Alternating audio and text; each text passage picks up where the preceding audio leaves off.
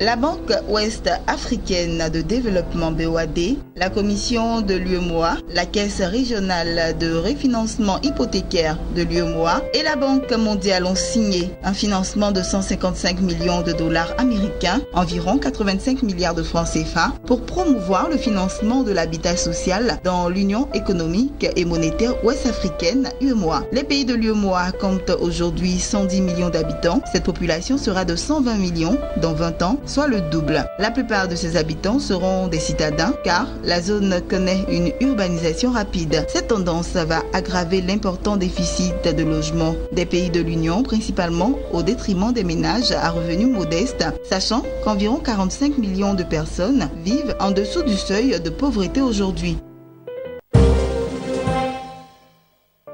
L'agence de notation financière internationale Fitch Ratings a abaissé la note de la dette du Gabon de B+ à B avec perspective négative. Selon Fitch, deux principaux facteurs sont à l'origine de cette notation. Il s'agit notamment de la détérioration de l'endettement et la situation budgétaire du pays. En passant de B+ à B, la note de la dette gabonaise passe ainsi à un niveau plus bas dans la catégorie spéculative. L'agence indique par ailleurs qu'elle pourrait encore l'abaisser dans les prochains mois.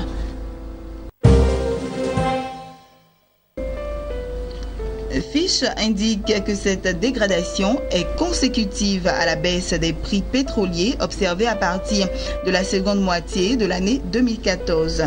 Dernier élément, Égypte. Au terme des 9 premiers mois de l'année 2017, l'Égypte a exporté 4,1 millions de tonnes de produits agricoles selon le porte-parole du ministère de l'Agriculture. Ce chiffre marque une hausse de 13,9% comparativement à la valeur enregistrée un an plus tôt, soit 3,6 millions de tonnes, et s'inscrit dans la dynamique croissante enregistrée par la filière durant le premier semestre, soit plus 12,1%. Plus globalement, cette performance vient confirmer les perspectives selon lesquelles les exportations égyptiennes devraient bondir cette année en raison d'une meilleure attractivité sur le marché mondial liée à la dévaluation de la livre en novembre dernier par la Banque centrale égyptienne.